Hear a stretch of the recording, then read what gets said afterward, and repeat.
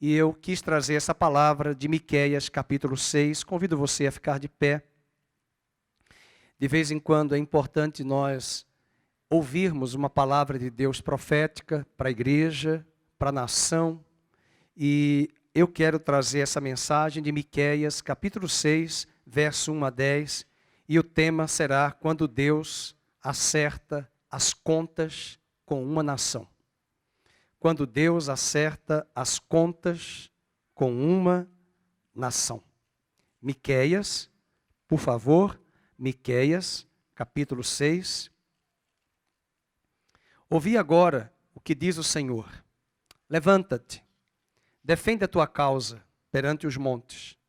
Ouçam os outeiros a tua voz. Ouvi, montes, a controvérsia do Senhor. E vós, duráveis fundamentos da terra. Porque o Senhor tem uma controvérsia com o seu povo, e com Israel entrará em juízo. Povo meu, que te tenho feito? E com que te enfadei? Responde-me. Pois te fiz sair da terra do Egito, e da casa da servidão te remi. E enviei adiante de ti Moisés, Arão e Miriam. Povo meu, lembra-te agora do que maquinou Balaque, rei de Moabe, e do que lhe respondeu Balaão, filho de Beor, e do que aconteceu desde Sitim até Gilgal, para que conheças os atos de justiça do Senhor. Com que me apresentarei ao Senhor e me inclinarei ante o Deus excelso? Virei perante ele com holocaustos, com bezerros de 1 ano? Agradar-se-á o Senhor de milhares de carneiros, de 10.000 ribeiros de azeite? Darei o meu primogênito pela minha transgressão, o fruto do meu corpo pelo pecado da minha alma? Ele te declarou, ó homem, o que é bom, e o que é que o Senhor pede de ti? Que pratiques a justiça, e ames a misericórdia, e andes humildemente com teu Deus. A voz do Senhor clama à cidade, e é verdadeira sabedoria temer-lhe o nome. Ouvi, ó tribos, aquele que a cita. Ainda há na casa do ímpio os tesouros da impiedade e o detestável Efa minguado? Poderei eu inocentar balanças falsas e bolsas de pesos enganosos? Porque os ricos da cidade estão cheios de violência. Os seus habitantes falam mentiras, e a língua deles é enganosa na sua boca. Assim também passarei eu a ferir-te, e te deixarei desolada por causa dos teus pecados. Comerás e não te fartarás. A fome estará nas tuas entranhas. Removerás os teus bens, mas não os livrarás. E aquilo que livrares, eu entregarei à espada. Semearás, contudo não cegarás. Pisarás a azeitona, porém não te ungirás com azeite. Pisarás a vindima, no entanto não lhe beberás o vinho. Porque observaste os estatutos do Deus Onri, e todas as obras da casa de Acabe, e andaste nos conselhos deles. Por isso eu farei de ti uma desolação, e dos habitantes da tua cidade um alvo de vaias. Assim trareis sobre vós o opróbrio e a vergonha dos povos. Senhor, pedimos que o Senhor fale conosco nesta manhã, use a tua palavra. Estamos vivendo dias difíceis, estamos vivendo dias maus, estamos vivendo dias que muitos do povo de Deus não conseguem discernir entre a mão direita e a mão esquerda. E quando esses dias chegam, nós nunca podemos esquecer que a tua palavra continua sendo a lâmpada para os nossos pés, a luz para o nosso caminho. Que quando os homens acharem que Deus está em silêncio, a tua palavra continua muito esclarecedora, luz e lâmpada para nós. Seja hoje esta palavra ao nosso coração, para o Brasil, para a igreja, para as nossas vidas, para as nossas casas e principalmente para o nosso coração. No nome de Jesus oramos. Amém. Você pode sentar. O tema da nossa mensagem é quando Deus acerta as contas com uma nação. Há um livro que eu recomendo você fazer a leitura, embora ele não vai usar o livro de Miqueias, mas é bom lembrar que Miqueias é contemporâneo de Isaías. Mas foi um livro que o Dr. Martin Lloyd Jones escreveu, um livro muito importante que eu acho que todo cristão deveria ler, um pecador nas mãos de Deus irado, uma nação debaixo da ira de Deus. Uma nação debaixo da ira de Deus. Dr. Martin Lloyd Jones. Os profetas eram homens de uma determinada época. Os profetas entendiam com muita profundidade e com muita exatidão os grandes dramas e das tensões que eles viviam naquela época. Eles não eram alienados. Miqueias é um profeta cujo nome significa em hebraico, quem é como Deus? Ele faz essa pergunta no capítulo 7, verso 18, fazendo um trocadilho com a sua própria terminologia do seu nome. Quem é como o Senhor? Essa é a palavra Miqueias em hebraico. Mas ele foi contemporâneo do profeta Isaías. Isaías foi um profeta da nação de Judá. E Miqueias também profetiza a esse mesmo povo. Mas ele também foi contemporâneo nos dias do rei Jotão, do rei Acaias, do rei Ezequias, mais ou menos no 8º século antes de Cristo. Ele foi contemporâneo do profeta Amós e Oséias, que profetizavam para Israel as 10 tribos. Mas ele foi também contemporâneo do profeta Isaías, que era um profeta da nação de Judá. Portanto, esses profetas menores e os maiores, Ezequiel, Daniel, Jeremias, Miqueias, Oséias, Obadias, Jonas, os nomes podem parecer a vocês estranhos, mas eles eram homens não alienados. Ao levantar e trazer uma palavra profética, eles traziam nos seus bastidores, no arcabouço de onde eles estavam, pontuações muito importantes da economia, da política, da magistratura, dos juízes, das famílias e da sociedade, que nesse caso aqui, todas essas estruturas estavam corrompidas.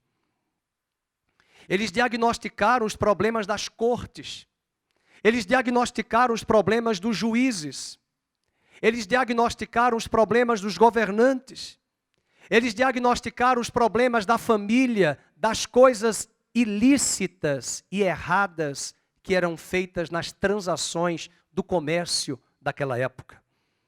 Eles diagnosticaram a própria religião hipócrita, cheia de máscara, vivendo uma religiosidade engessada, sistemática, mas sem vida. Eles diagnosticaram também os próprios religiosos, dizendo que estavam ali falsos profetas. Eles não eram homens alienados, igreja. Eles não eram homens dispersos, distraídos no entendimento.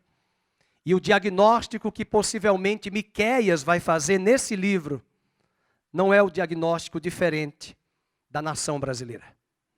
Eu quero convidar você a abrir o seu coração, você que está em casa, a pegar uma caneta, a pegar a Bíblia, a examinar a Bíblia e ver comigo a palavra de juízo que Deus tem para aquela nação, que pode ser a mesma palavra de juízo para o Brasil e para as nações da terra nessa pandemia. Mas eu não posso finalizar essa palavra apenas trazendo uma palavra de juízo. Nenhum profeta pode ser profeta se antes, quando ele terminar a mensagem, ele não apontar a palavra de esperança. A palavra de esperança, de arrependimento, de caminho, de solução.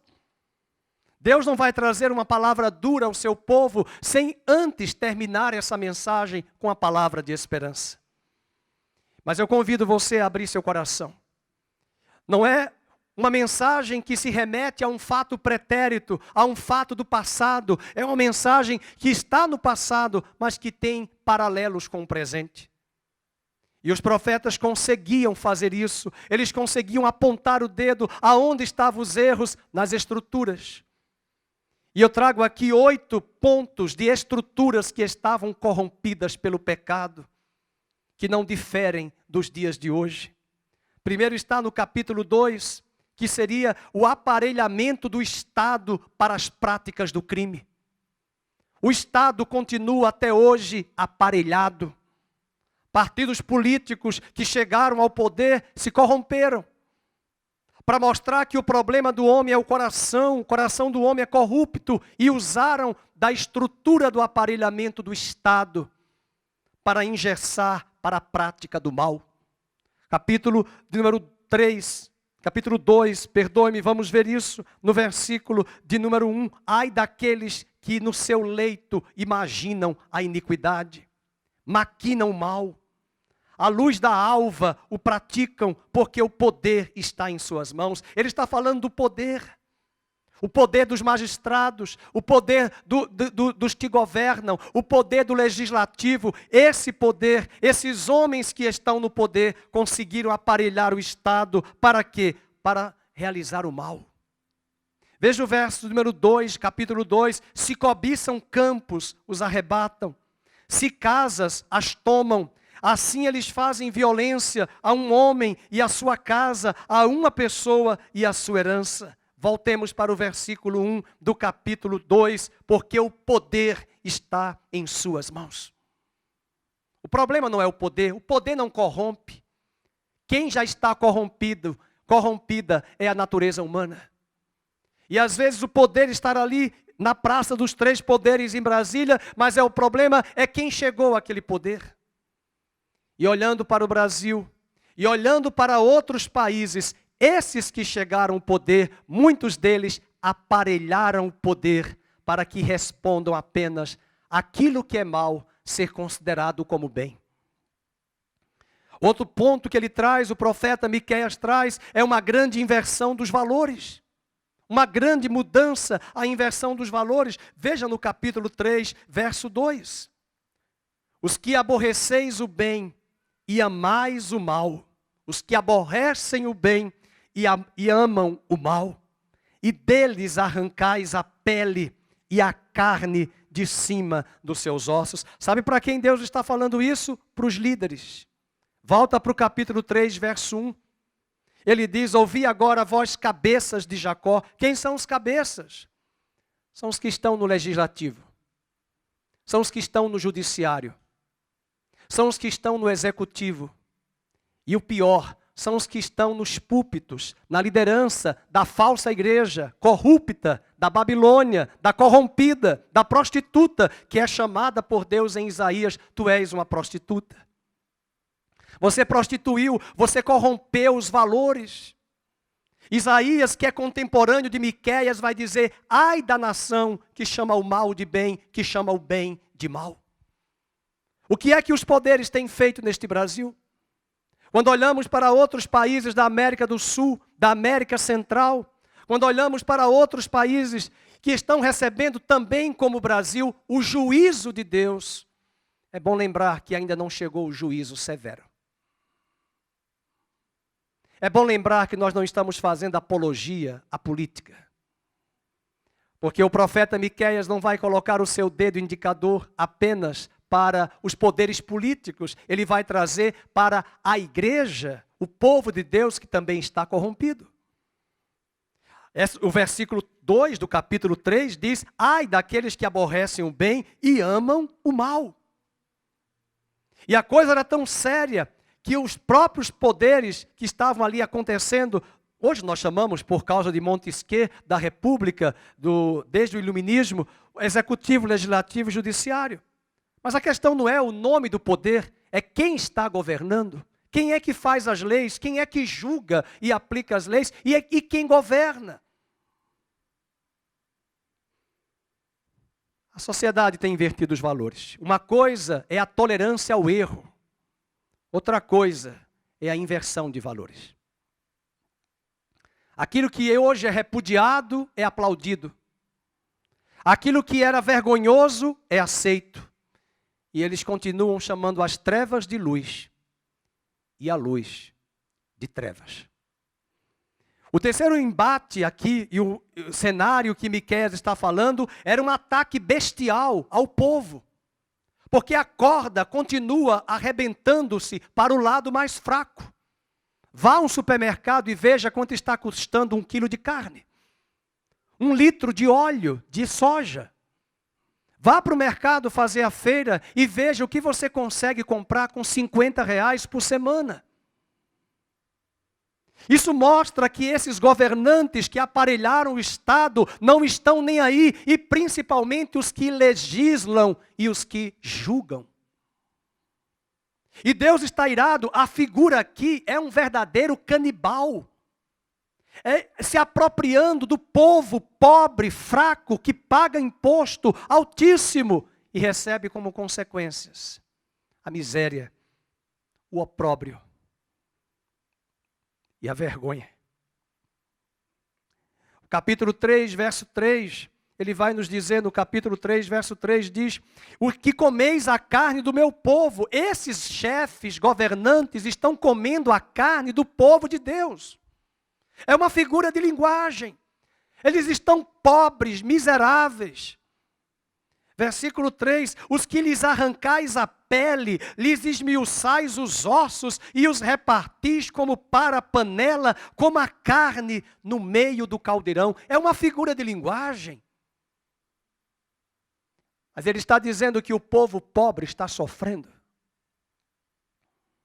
Ele está mostrando o dedo na ferida de que esses que estão no poder, que deveriam governar, legislar e julgar a favor do povo, não, estão contra o povo.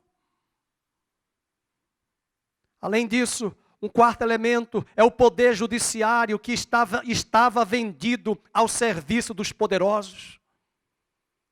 É interessante ler Miqueias e buscar o mesmo paralelo com o profeta Amós. O profeta Amós é um profeta que clama por justiça social. O mesmo conteúdo de Amós é o mesmo conteúdo de Miqueias. E eu convido você, igreja, a ler estes textos, porque nesta hora que muita gente está morrendo de pandemia, dessa Covid, uma das perguntas que nós fazemos humanamente é: por quê? Qual a razão? Aonde nós temos errado? Aonde nós temos falhado? E a nação já está distante de Deus há décadas. E se não fosse apenas a nação, uma boa parte da igreja ainda continua apóstata, ou se não apóstata, fria, sem relacionamento com Ele.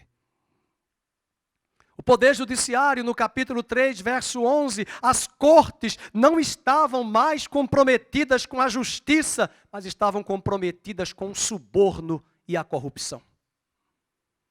E o profeta Miqueias não mede esforços, ele põe o seu dedo indicador nos magistrados daquela época, para dizer o que Deus estava pensando acerca do que hoje nós devemos estar a olhar e a pensar, o que Deus diz desses governantes do nosso país.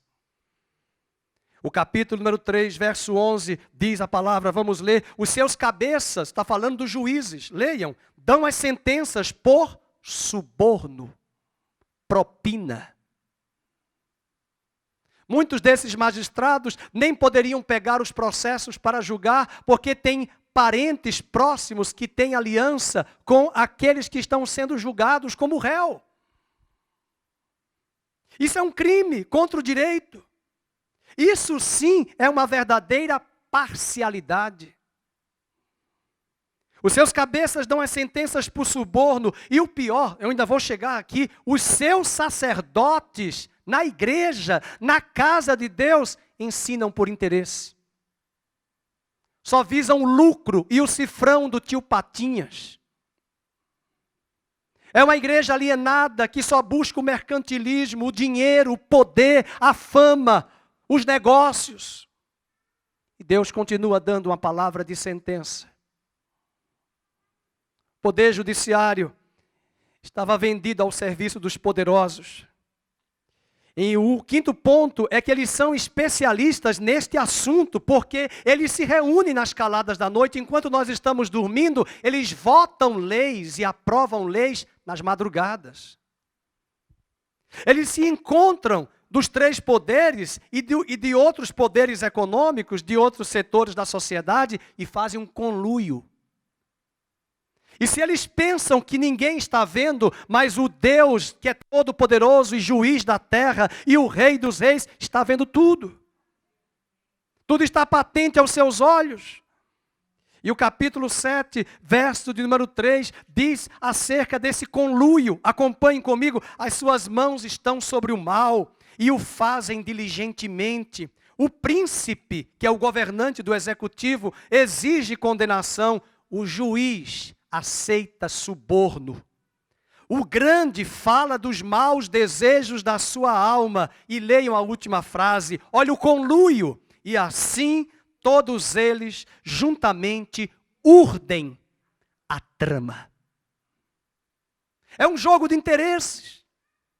É um jogo e um conluio que muitos dos brasileiros e dos homens que moram em outras nações não enxergam, não entendem. E às vezes nós mesmos nem enxergamos.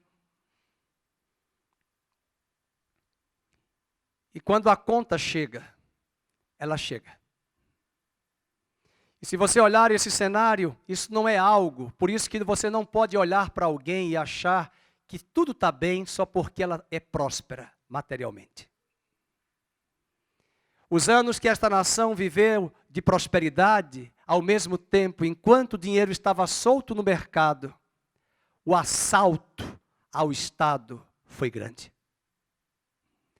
E parte desse dinheiro era usado para as orgias, para as comilanças, para as bebedices, para as festas, para as celebrações, para as distrações. Mas um dia dinheiro acaba.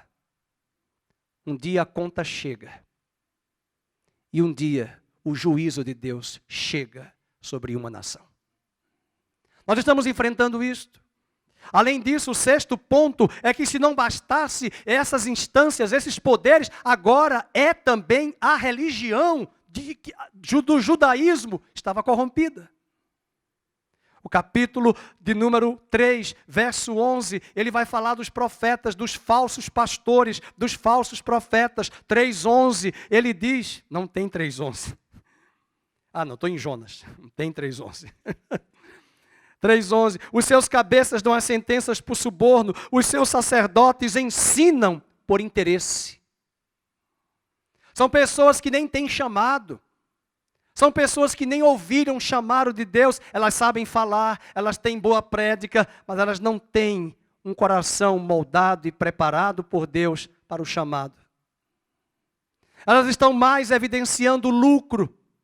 Um grupo de alto poder aquisitivo para ministrar, para ter resultados numéricos, quantitativos no seu rebanho. Para engordar as contas, para construir um patrimônio para si. E a igreja hoje, muitos setores da igreja de Cristo têm hoje recursos, têm grandes estruturas, mas falta vida. É possível que entrar numa igreja linda, bela e nada contra, uma igreja bem estruturada, se ela conseguiu isso licitamente, mas nada valerá ter tudo isso se a vida de Cristo não flui nas entranhas dela.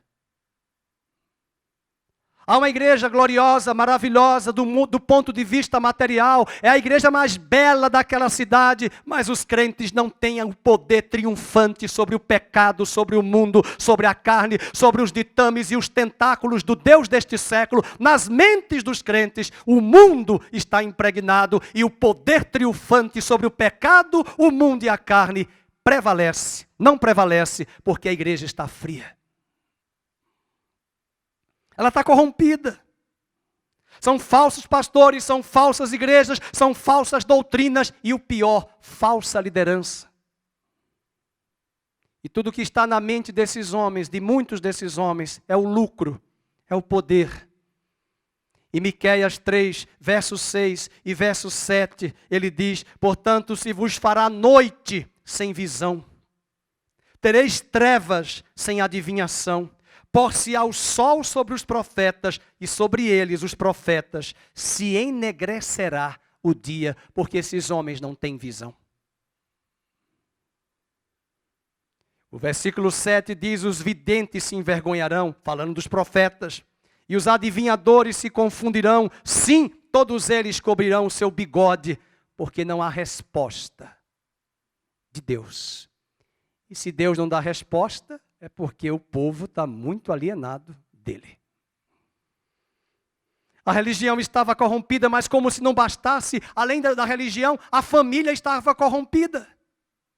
Estamos assistindo o espetáculo do mal, mostrando o padrasto, a própria mãe, genitora, concordando em matar o próprio filho. Não é a primeira criança, não é a segunda, não é a terceira.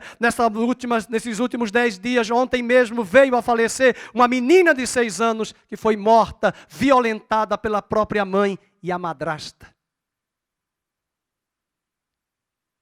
A sociedade fica em silêncio. E é Miqueias que vai dizer, a partir de hoje, dentro da sua própria casa, estarão os próprios inimigos. A família está desestruturada. Capítulo 7, verso 6, meus irmãos, a palavra é dura de Miqueias, porque o filho despreza o pai, a filha se levanta contra a mãe, a nora contra a sogra, e os inimigos do homem são os da sua própria casa. A família é o último reduto da moralidade, e se nós destruirmos a família, nós vamos destruir a sociedade, e esta sociedade vai desaguar no caos, na caotização, e nós já estamos percebendo esse caos diante dos nossos olhos. Além da religião corrompida, além das estruturas do poder corrompidos, além da família corrompida, a sociedade como um todo está corrompida. Veja o verso 2 do capítulo 7, verso 2. Olhando para a terra, o profeta diz, pereceu da terra o piedoso. Não há entre os homens um que seja reto, todos espreitam para derramar sangue. E aqui eu descobri, estudando, que Thomas Hobbes tinha razão, que o homem é o lobo do homem, porque cada um caça a seu irmão com rede. Eu conheço pessoas que tiveram a capacidade de engendrar e maquinar a morte do pai e da mãe para receberem a herança. E essas notícias e esses fatos e essa busca que Deus está dizendo, não tem piedoso, não tem pessoas piedosas na terra. A sociedade está no caos, corrompida. E diante de todo esse cenário, no capítulo 6 que nós acabamos de ler, o profeta Miqueias vai usar uma figura da magistratura, do julgamento de um tribunal, e Deus mesmo vai ser o juiz, Deus mesmo vai ser a testemunha, e o réu será o povo de Deus. Deus vai se apresentar como juiz, e na mesma figura, Deus vai se apresentar como promotor para fazer a acusação. E ele vai fazer a acusação e o promotor chama o réu. E nesse chamar o réu, o capítulo 6, verso de 1 a 5, eu quero que você acompanhe comigo o momento da promotoria fazer a acusação e do juiz, em breve, trazer a sentença. Por isso que para estudar a Bíblia tem que ter cuidado, porque o texto, ele está falando várias vezes, Deus fala, Israel fala, e nós vamos perceber, nesse caso, uma linguagem jurídica, o querelante convocando o querelado. O querelante é aquele que ativa o processo judicial, que vai buscar na justiça, e o querelado, aquele que é convocado como réu para depor. Deus usa dessa figura. E o capítulo de número 6, ele diz, ouvi agora o que diz o Senhor. Sabe o que Deus está dizendo? Ele chama as estruturas mais sólidas da terra, ele chama os montes. O que é um monte? Uma estrutura sólida. Ele chama e ele diz para os montes no verso 1, defende a tua casa perante os montes e ouçam a tua voz. Ouvi montes a controvérsia do Senhor e vós duráveis. Veja, por que Deus está dizendo duráveis fundamentos da terra? Porque as estruturas que deveriam ser sólidas, elas estão ficando líquidas. E a sociedade não tem mais nada sólido para se ancorar. É um verdadeiro caos. Em quem nós vamos confiar? E o capítulo 6, ele vai mostrar que o querelante convoca o querelado, dando-lhe amplo direito de defesa, e o réu se cala, porque não tem defesa. Porque seus crimes são reais, e a culpa do réu é notória. O versículo 2, Deus vai chamar para se sentar no julgamento. É como se ele chamasse ali o tribunal para compor os juízes.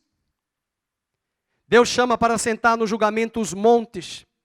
Versículo 2, ele chama os outeiros. E ele diz, porque o Senhor tem uma controvérsia com o seu povo e com Israel entrará em juízo. Ele cria ali um corpo de jurados para fazer acusação. E quem é que está no corpo de jurados? Os montes. As estruturas mais sólidas. Você vai dizer, mas os montes não falam. Mas eles estão firmes. Eles são inabaláveis. Só se abalam quando o Senhor autorizar. E a Bíblia até compara que os que confiam no Senhor são como os montes de Sião, que não se abalam, mas permanecem para sempre. A promotoria vai fazer a acusação contra o réu. E a primeira acusação do promotor é que Deus acusa o réu de ter se afastado dele. Sabe o que Deus está cobrando da igreja? Nada de coisas materiais, que Deus não precisa de sacrifício de animais, de novilhos. Deus está cobrando amor daquele povo que Ele comprou com o seu sangue e que tem fastio da presença dEle. Aquele povo que não tem prazer de vir à igreja, porque acham que a igreja é um lugar para gente morta, para gente que está na velhice, gagá, que vai morrer. Tem gente que tem essa mentalidade retrógrada. A igreja é o povo mais feliz da terra, e a igreja deveria estar agora em casa e aqui no santuário, louvando e cantando para Deus, agradecendo por tão grande livramento, por tão grande salvação, por tão grande cuidado, provisão de Deus sobre ele, sobre o seu povo, aqui na terra. Há uma igreja que tem fastio, não tem amor pelo evangelho, amor pela palavra. Deus está acusando, Ele agora se coloca como promotor para dizer, vocês estão com fastio de mim. E Ele está confrontando aqui 3 coisas.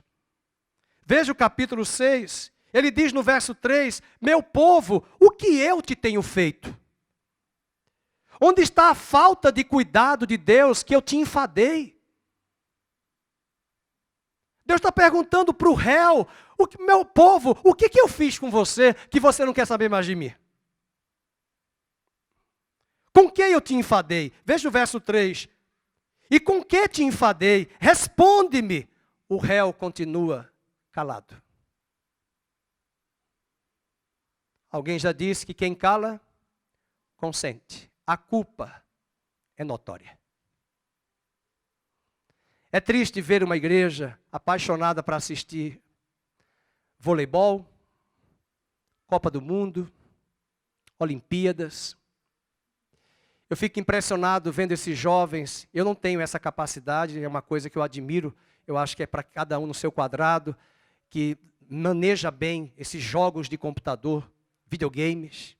É coisa interessante de ver, muitos deles são aproveitados por várias empresas. E não há nada contra jogar esses jogos, desde que você tenha parâmetros.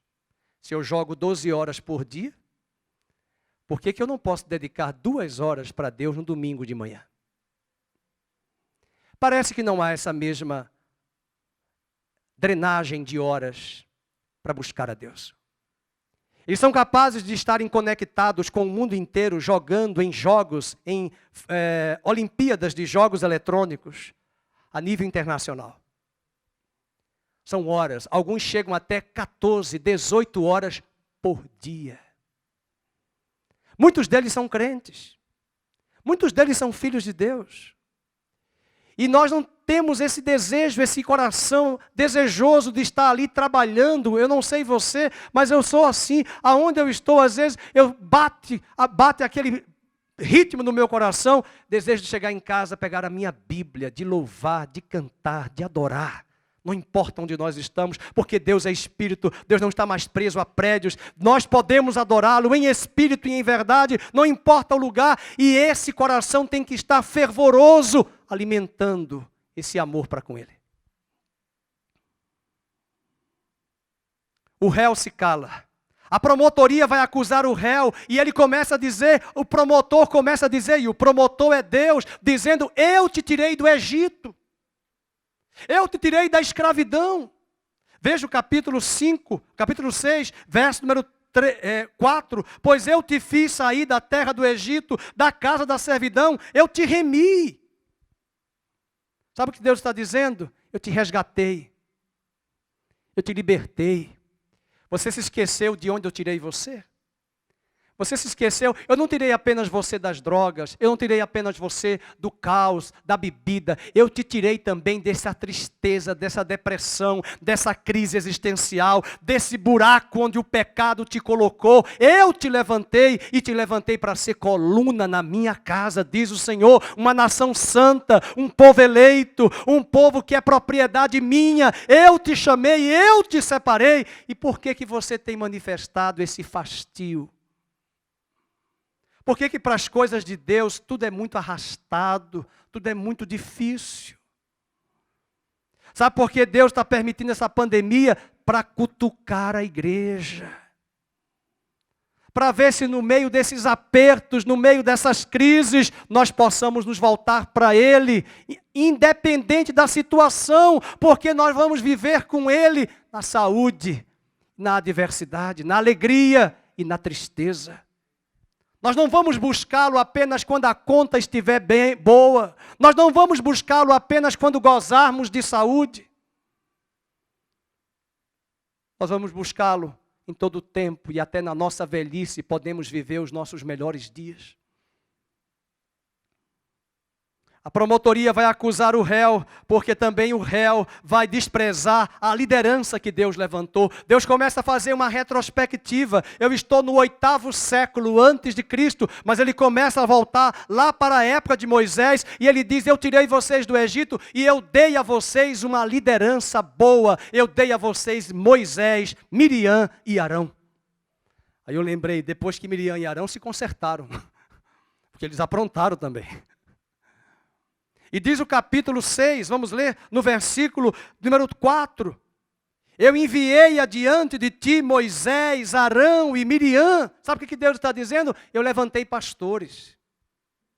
Eu levantei igrejas sérias. Eu levantei homens de Deus, mas vocês não deram valor.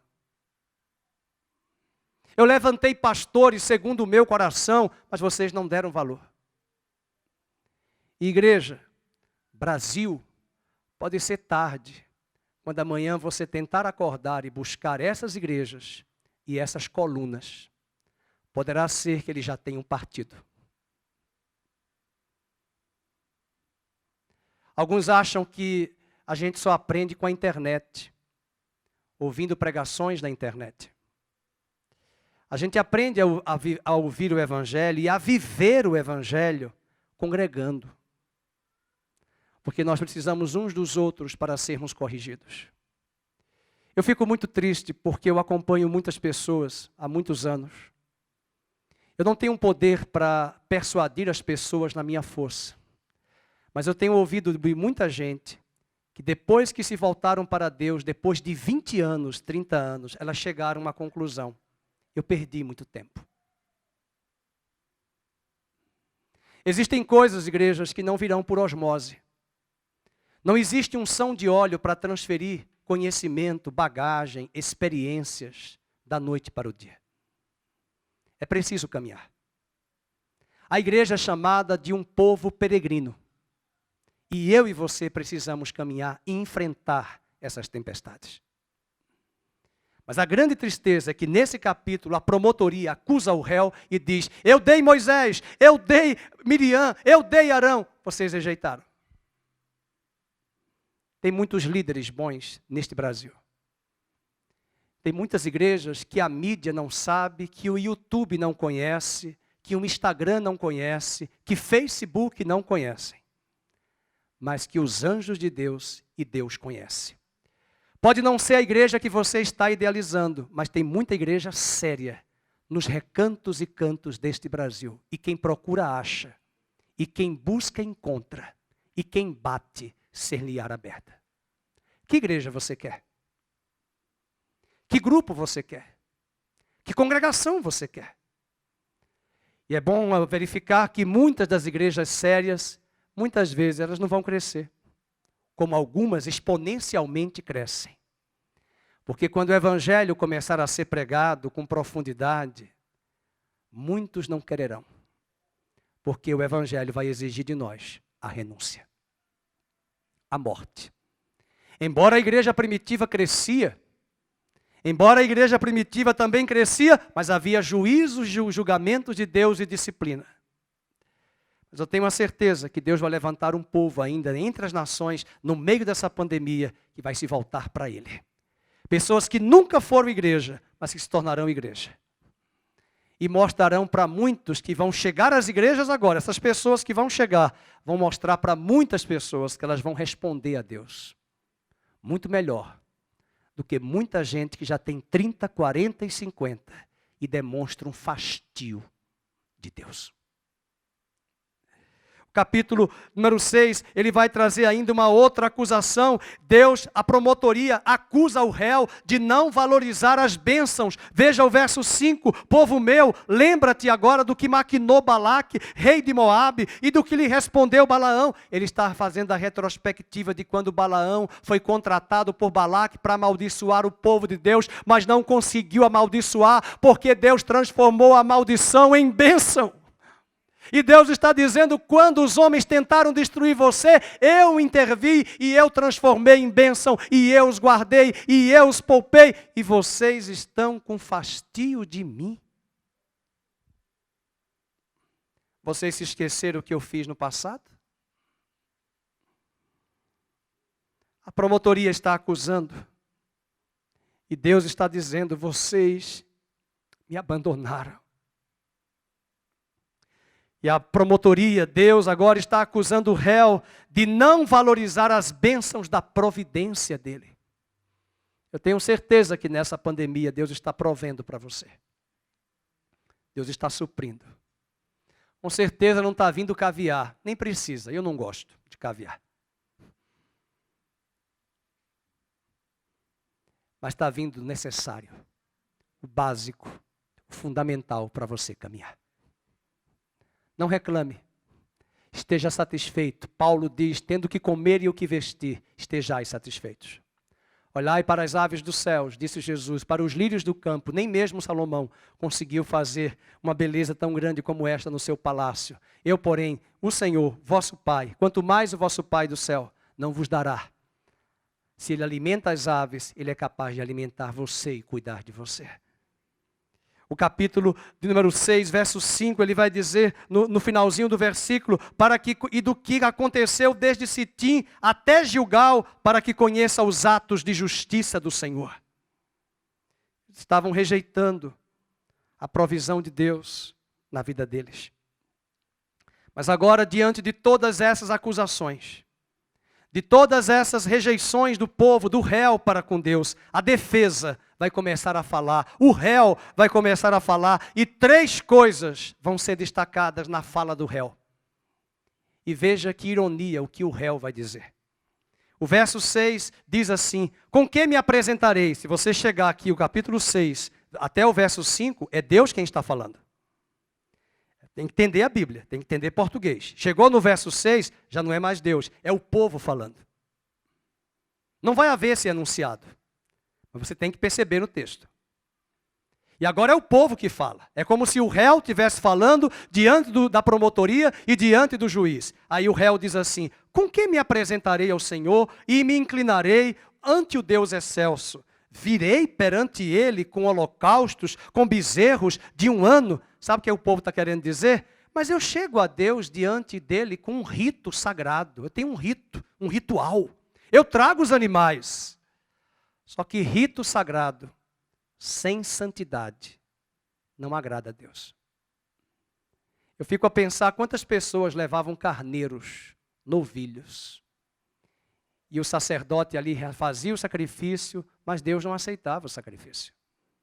Porque não adianta entregar o animal, fazer o sacrifício lá no Velho Testamento, só o fato de realizar um culto a Deus, sem o compromisso com Ele.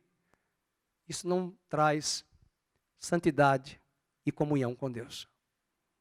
Há pessoas que vêm à igreja, elas vêm ao culto para agradar o pai, para agradar a mãe, para agradar o sogro, porque ele quer casar.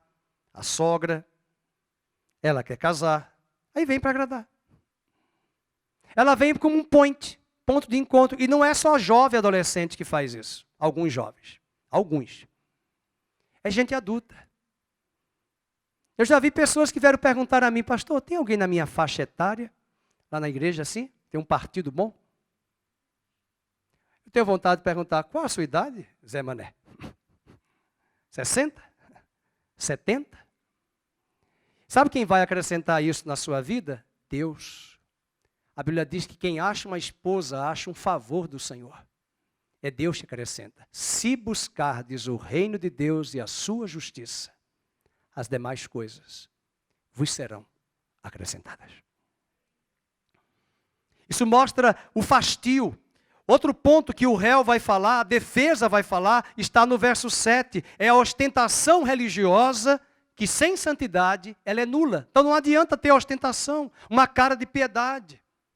Ficar na igreja com aquela cara, né, aquele semblante, nada contra. Você pode fazer, cada um tem a sua posição. Mas não adianta ter essa postura, essa ostentação, se você não tem esse relacionamento com Deus. Veja o verso de número 7. Agradar-se-á o Senhor de milhares de carneiros, de 10.000 ribeiros de azeite. Darei o meu primogênito pela minha transgressão, o fruto do meu corpo. Imagina, o réu está dizendo, eu sou capaz de dar o meu animal, e até o fruto do meu corpo, pelo pecado da minha alma. O réu está dizendo que ele pode manifestar ali uma ostentação. Só que Deus continua dizendo, eu não me impressiono com isso. E eles chegam a dizer algo que eles sabiam, e se nós fizermos o que os pagãos fazem? Porque os pagãos, eles eram capazes de matar crianças vivas ao deus Moloque. O irmão ficou até assustado. Eles amarravam as crianças, ateavam fogo, queimavam as crianças a Moloque. Sabe para quê? Para ter prosperidade financeira. Os pagãos fazem isso. E ele chega a dizer, o réu chega a dizer, e se nós fizermos isto? De darmos o primogênito do nosso animal e até mesmo o nosso corpo para espiar a nossa alma. O Senhor vai aceitar? Deus vai dizer, não. E na verdade, ele vai dizer nesse capítulo que ele vai aceitar. E é diante disso, depois que o réu falou, vamos lembrar, a promotoria falou acusando, o réu teve a oportunidade de falar, agora Deus vai dar as instruções para o julgamento. E as instruções que Deus vai falar, está no capítulo 6, verso 8, juntos. Ele te declarou, ó homem, o que é bom e o que é que o Senhor pede de ti. Vamos, que pratiques a justiça, ames a misericórdia e andes humildemente com teu Deus. Deus dá 3 instruções. Eu falei que o sermão ele é bem pirão, grosso. Você tem que ter paciência para ouvir a mensagem. Você tem que ter paciência para entender. Por isso que muita gente não gosta de assistir uma sessão do judiciário. Tem que ter paciência para ouvir. E toda essa é a mensagem de Miqueias. E Deus vai dizer 3 coisas eu pedi a vocês. Pratique a justiça, porque Deus não está interessado em uma religião ritualística, que se preocupa com a maneira de lidar e viver apenas no culto, mas tem que ser no dia a dia, nas coisas práticas. Na maneira de lidar com o próximo, na maneira de lidar com os negócios, na maneira de comprar as coisas e fazer os pagamentos, na maneira de se relacionar com o seu irmão e inclusive nas transações comerciais, porque aqui Miqueias vai dizer o que Amós também disse, eu abomino os 2 pesos e as 2 medidas. Meu sogro já faleceu, já partiu para a eternidade, mas eu morei um tempo com ele. Quando eu estava solteiro, eu ia dormir na casa da minha cunhada, e quando minha mãe já tinha morrido e não, morava na igreja, às vezes eu ficava no final de semana na casa dele, ele pedia para ficar, e eu lembro dessa época que ele tinha um açougue ali em Maceió, e a pessoa vendia lá carne, só que ele pedia 1 quilo, ela colocava 900 gramas. Aí ele voltava e dizia, está faltando 100 gramas. Vendia pão, e o pão não era com fermento, era com o nome daquele produto que dá câncer. Bromato de potássio, o pão era leve. Então ele pegou um dia o pão lá, ele levou lá, ele era profeta, ele pegou o pão, levou e disse assim, ó, o pão da senhora está cheio de bromato dá câncer. E ela falou, não, meu senhor, não tem não. Ele pegou o pão e esfarelou na mão dela. Rapidinho. Quando ele foi exigir que a carne, que era para ter 1 quilo, só tinha 900, 800 gramas. Ele disse, olha, na eternidade, quando a senhora chegar lá, vai ter um garfo, um anjo, que é o arcanjo Miguel, segundo a tradição romana, com um garfo, para cutucar a senhora para dizer, está faltando 100 gramas. É uma história que ele vivenciou isso, ele contou isso para a mulher. A mulher, não, meu senhor, a mulher fez até um sinal, não, meu senhor, pelo amor de Deus, tome logo. Ainda colocou até mais. Não, eu não quero mais, eu quero o que é justo. Quanto é 1 quilo de colchão mole? É 36? É R$36 por 1000 gramas. Ponto final. Porque a justiça que Deus quer não é apenas na igreja cantar que Ele é justo, é eu ser justo em tudo que eu faço lá fora e no dia a dia. Pratiques a justiça. Deus quer justiça.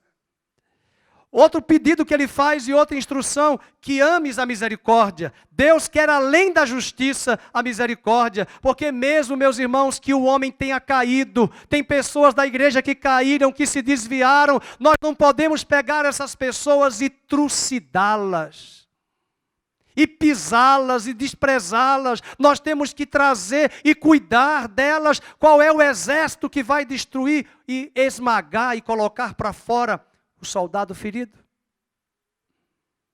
E a igreja precisa se corrigir para nós termos mais cuidado com aqueles que caem e termos compaixão. A misericórdia, para que a misericórdia seja exercida, eu preciso amar a misericórdia. Não adianta praticar a misericórdia, dizer que vai praticar, se eu não amo a misericórdia. Eu acho fantástico quando eu leio o Evangelho de Marcos e Lucas. Esses 2 evangelistas dizem que Jesus olhou para as multidões. Pode perceber isso. E diz assim, quando ele foi movido de íntima compaixão. O próximo versículo diz, multidões foram curadas. Hoje nós não estamos vendo muitos milagres. Nós somos quase como um cabo de vassoura, cheios de soberba, de prepotência. E olhamos para as pessoas, já começamos a julgá-las, a trucidá-las, a argumentar. Elas estão assim por causa disso, elas estão assim por causa daquilo. E quando é que vamos ter compaixão? E o pior, poderá ser que quando nós precisarmos de compaixão, como nós nunca amamos a misericórdia e praticamos, poderá ser que não recebamos a compaixão. Nós precisamos recuperar os soldados feridos. Nós devemos levantar e restaurá-los com misericórdia. Não importa o pecado que ele tenha cometido. Se ele procurou ajuda e ele quer, ele vai ter. Ele não quer, nós não vamos forçar. Há pessoas que não querem. Há pessoas que não querem a ajuda. Elas se afastam e não querem. Mas os que querem deverão buscar na casa do Senhor e encontrar um povo que Deus vai ter na terra, que ama e exerce a misericórdia. O último ponto que Deus pede ao réu de instrução é que ele ande humildemente com Deus. Mas eu acho que para andar humildemente com Deus, o grande problema de eu não conseguir praticar a justiça, o grande problema de eu não exercer a misericórdia e amar a misericórdia é porque eu não ando humildemente com Deus. Por que falta a justiça? Por que está faltando a misericórdia? Porque está faltando em todas essas instâncias, nos governantes, na liderança, na igreja, na família, na sociedade, nas instituições, nas empresas. Está faltando nos homens andar humildemente com Deus. Dito isso, o julgamento agora está concluído. Eu sei que alguns já estão querendo se levantar. Mas espera aí que o julgamento vai chegar. Não fica bem embora sem antes o juiz dar a sentença. O juiz ordena que o réu ouça a sentença. E em Miqueias 6:9, o juiz vai mostrar os dispositivos que o réu transgrediu. E aqui tem uma coisa muito séria. O país está enfrentando uma maldição e a conta está chegando nos cofres do Estado e nas nossas contas. Porque riquezas foram mal adquiridas por muitos homens desta terra. E a Bíblia vai dizer que até essas riquezas que foram adquiridas ilicitamente, Deus não dará o prazer a eles de vivenciar e experimentar as riquezas que eles obtiveram ilicitamente. Veja o capítulo número 6, verso de número 11. Poderei eu inocentar balanças falsas e bolsas de pesos enganosos? Olha aqui o peso enganoso, as duas medidas, os dois pesos. Porque os ricos da cidade estão cheios de violência e os seus habitantes falam mentiras e a língua deles é enganosa na sua boca. Também eu passarei a ferir-te e te deixarei desolada pelos teus pecados. Deus não está com os seus olhos apenas no templo, Ele está com os olhos dele também nas nossas transações, nos nossos negócios, no nosso relacionamento com o próximo. E Deus denuncia o crime contra o pobre. Veja o verso 12, ele chama isso de violência e fala isso de mentira. Políticos que mentem descaradamente. Pessoas que têm a capacidade de a imprensa mentir. Dizer que foi feito um julgamento parcial, e na verdade mente descaradamente, basta chamar as testemunhas e você verá que muitas dessas testemunhas disseram do grande crime, do aparelhamento que foi feito. E o pior, a sociedade continua achando, uma parte dela, que eles são inocentes. É porque o mal agora é bem, e o bem agora é mal. E se nós continuarmos nesse barquinho, achando que é assim mesmo, e não atentarmos uma palavra como essa de Miqueias, eu temo que coisas piores virão sobre a terra. Parece-nos que estamos adormecidos. Há um capítulo do livro de Crônicas de Nárnia, a cadeira de prata, onde os personagens que deveriam se sentar na cadeira, uma figura da igreja, onde ela se estivesse assentada com Cristo, entendesse quem ela é, mas ela fica subterraneamente vivendo. E quando ela chega a se sentar na cadeira, ela tem uns insights de quem ela é em Cristo. A cadeira de prata. C.S. Lewis fez de propósito para lembrar, igreja, você está sentada comigo nas regiões celestiais. Mas a igreja não está sentada, ela quer viver no submundo, ela quer viver sobre os ditames desse mundo, ela está no subterrâneo, tomada pelo medo, tomada pelo desespero, pela comodidade, pelo conformismo, e ela se esqueceu de quem ela é. Ela está assentada nas regiões celestiais, acima de principados e potestades. E Deus vai começar a denunciar, e o juiz vai proferir a sentença, e o réu vai ter que colher o que plantou. E Deus vai dizer, você vai colher o que você plantou. Versículo 13 diz, vamos ler capítulo 6, verso 13. Assim também passarei eu a ferir-te, e te deixarei desolada por causa dos teus pecados. Deus está dizendo, de mim ninguém zomba. O juízo tem vindo, e o juízo que Deus está se referindo é o cativeiro babilônico. Judá vai para a Babilônia há 70 anos.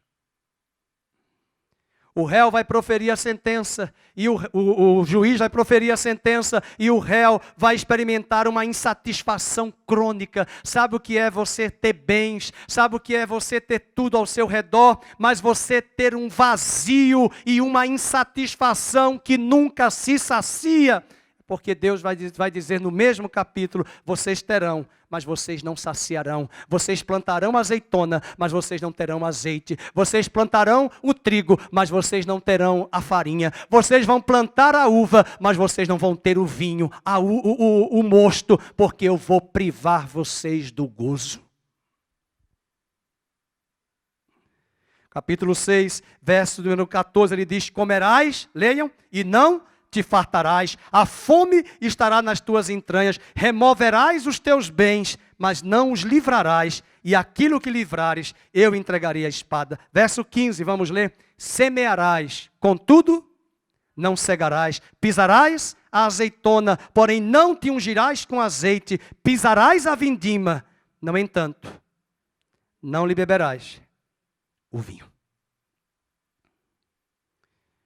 Deus impedirá que aqueles que vivem na margem da lei não tenham prazer, paz e sossego. Muitas pessoas estão dopadas de remédios, cercadas de patrimônio, parte desse patrimônio adquirido ilicitamente, e Deus continua afirmando, vocês não terão paz, sossego e prazer. Vai ser um flagelo, sabe aonde? Na alma. Às vezes o pobre pode ter até inveja do rico e questionar o rico.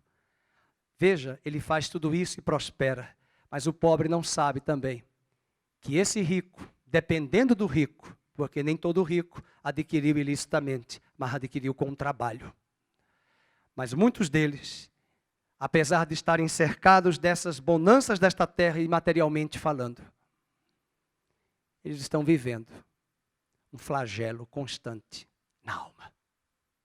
Em plena pandemia, o ano passado, um irmão da nossa igreja me ligou desesperado, vindo para a igreja aqui, enquanto eu vinha para ministrar as mulheres. Ele me ligou, eu não fiquei tão nervoso no carro, não sabia o que fazer, porque ele estava chorando, pedindo ajuda.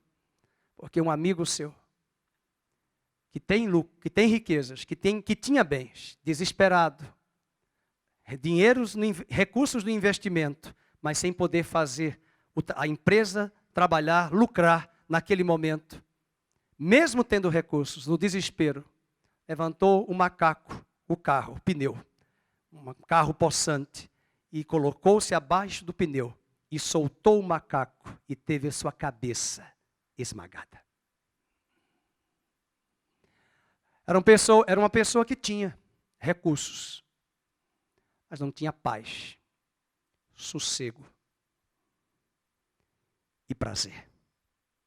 O juiz continua proferindo a sentença e ele vai dizer que o réu perderá os seus bens e o que sobrar vai enfrentar a espada. E ele está se referindo ao cativeiro babilônico. Veja o verso 14. Comerás e não te fartarás, a fome estará nas tuas entranhas, removerás os teus bens, mas não os livrarás, e aquilo que livrares, eu entregarei à espada. Meus irmãos, embora esse juízo aconteça na terra, nós temos que lembrar que ainda que esses homens não enfrentem esse juízo aqui, esse juízo de Miqueias aponta para um juízo que vamos prestar contas a ele na eternidade.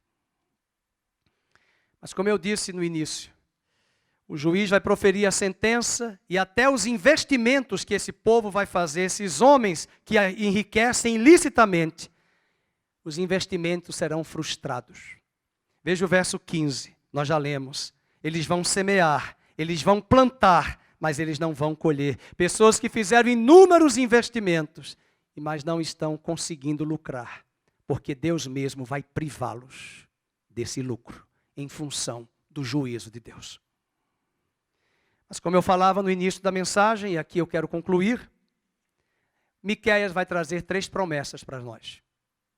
Apesar de todo esse momento de juízo, de palavras duras, de palavras incisivas, é desse livro que virá a promessa no capítulo 5. E tu, Belém, é de ti que vai me sair o grande rei, o que vai governar com justiça e equidade sobre a terra. É de ti, Belém, que o Messias virá. E Deus está dizendo para Israel, para Judá e para a igreja e para as nações da terra que o Messias já nasceu, mas ele está vindo agora como Rei dos Reis, Senhor dos Senhores e Juiz de toda a terra. E todos nós prestaremos contas a ele, todas as nações prestarão, e o juiz está vindo. Mas nos dias de Miqueias, 700 anos antes de Cristo nascer, Miqueias proclama: Belém, é de ti que o rei virá. Capítulo 5, verso 2, ele diz agora, versículo 2, tu, Belém, pequena tu és para figurar como grupo de milhares de Judá, de ti me sairá o que há de reinar Israel, cujas origens são desde os tempos antigos, desde os dias da eternidade. Verso 4 diz que esse juiz, esse bebê, esse menino que vai crescer, se manterá firme, apacentará o povo na força do Senhor, na majestade do nome do Senhor, e eles habitarão seguros, porque agora será ele engrandecido até os confins da terra. Você pode dar um amém, queridos? Está aqui a resposta de Deus. Dê uma salva de palmas ao Senhor. O Messias está vindo. O Messias está vindo. Ele já veio como o cordeiro. Agora ele virá como o leão da tribo de Judá. Olha para ele, olha para o Messias, mas além dessa promessa, a segunda promessa é que o Messias vai trazer o perdão dos pecados, aleluia. Verso de número, capítulo 7, verso 18, o último capítulo diz, vamos ler, capítulo 7, verso 18, quem é Deus semelhante a ti, que perdoas a iniquidade e te esqueces da transgressão do restante da tua herança. O Senhor não retém a sua ira para sempre, porque Ele tem prazer na misericórdia. Você sabe o que é que Deus está prometendo no livro de Miqueias? Depois de uma palavra dura, Ele está dizendo que não importa onde você desceu, não importa onde você caiu, não importa onde a sociedade, a família, as instâncias do poder que estão corrompidas pelo pecado, pela corrupção, Deus está hoje disponível com o seu braço está estendido para trazer justiça, misericórdia e compaixão, e Ele externará o perdão dos pecados, não importa onde você tenha chegado e caído. E a última promessa é que não é apenas o Messias que virá, é o Messias que vai trazer o perdão, é o Messias que vai apagar as nossas transgressões e pegar os nossos pecados e lançá-los nas profundezas do mar. Capítulo 7, verso 19, ele diz, tornará a ter compaixão de nós, pisará aos pés as nossas iniquidades, lançará todos os nossos pecados, aonde? Nas profundezas do mar. E diante de todas essas promessas, Deus continua perguntando, e você, o que faremos?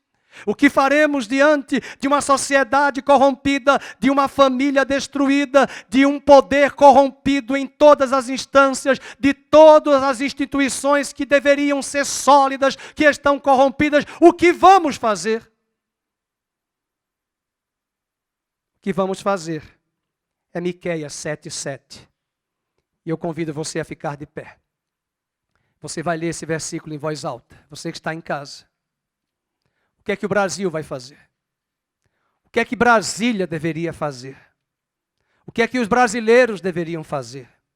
O que é que a noiva de Cristo deveria fazer? O que é que as nações deveriam fazer? O que é que a igreja deveria fazer? Estão preocupados com o planeta, com o ecossistema? Estão preocupados com o verde? Deus está preocupado com o verde, mas com o coração do homem. Não coloque o verde na frente daquilo que Deus prioriza. Deus continua priorizando o homem. O verde só está sendo destruído porque o coração do homem está doente e minado pelo pecado. Existem teólogos que escrevem hoje livros só sobre o ecossistema, o verde, e não falam mais de Deus. E nós assistimos essa semana um congresso internacional sobre o clima, até 2050. Boa preocupação, eu também amo o verde. Mas a essência não é o verde.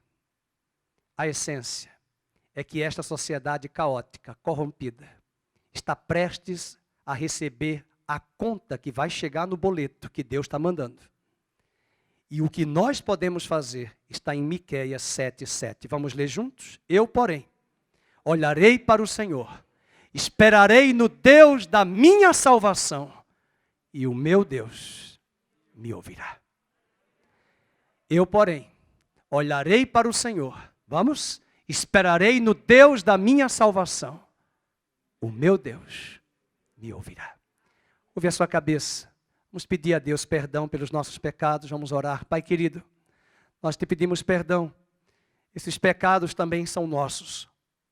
Uma parte da igreja está corrompida, se comporta como uma prostituta, tem fastio do Senhor, não tem amor pela tua casa, não tem amor pela tua palavra, fica impaciente na hora do culto, não valoriza a liderança que o Senhor tem levantado sobre o Brasil, sobre as nações da terra, ministérios sólidos que nós temos desprezado.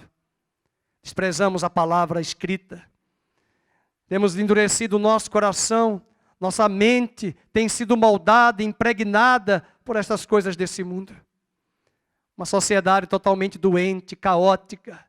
Em todos os lados, para onde nos viramos, tem faltado o homem piedoso, quebrantado e humilde. Nós ouvimos hoje no teu tribunal, como réu, nós nos humilhamos e pedimos perdão a ti. E oramos para que o Senhor encontre em nosso coração a disposição de buscarmos de ti a mudança. De olharmos para ti e entendermos que é do Senhor que virá e é a nossa própria esperança.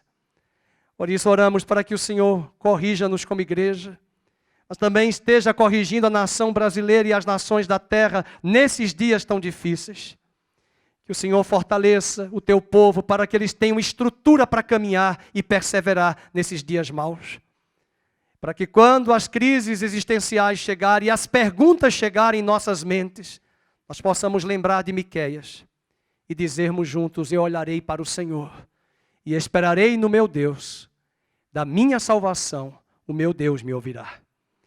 Ó Deus, venha nos encontrar com corações arrependidos e quebrantados, na igreja e na sociedade aí fora. E que o Senhor, que é o dono da igreja, que é o Senhor de toda a terra, que já tem trazido as contas no meio desta semeadura que temos plantado, nós oramos para que naquele dia sejamos achados em compaixão, em misericórdia aos teus olhos. Que o Senhor te abençoe e te guarde.